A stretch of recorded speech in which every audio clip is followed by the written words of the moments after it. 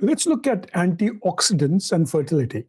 In a large US study that used national survey data from NHANES, National Health and Nutrition Examination Survey, between 2013 and 2020, the researchers included 2,685 women aged 18 to 45, which represents more than 43 million women across the United States.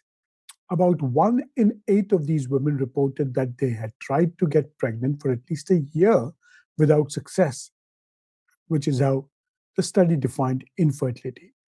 The key idea was to move away from focusing on single vitamins and instead looking at the overall antioxidant power of the diet.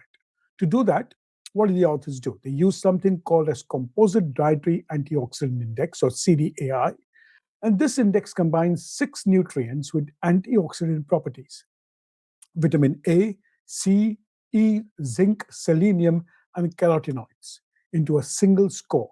The higher the score, the more oxidant-rich is the diet. So what did they find? In simple terms, women with the higher CDI scores were less likely to report infertility, basically suggesting that they got pregnant more easily.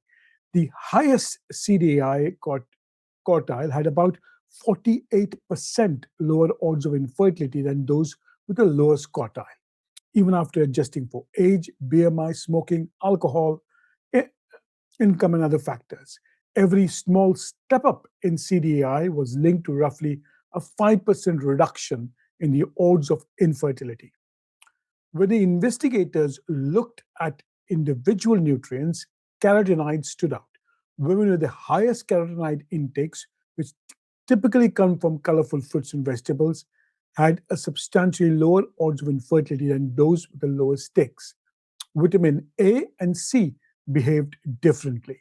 They showed a V-shaped pattern where both low and high intakes were associated with more infertility. So both sides, whether you had a high intake of vitamin C and A, and that also had a higher rate of patients reporting infertility, and moderate intakes appeared safer.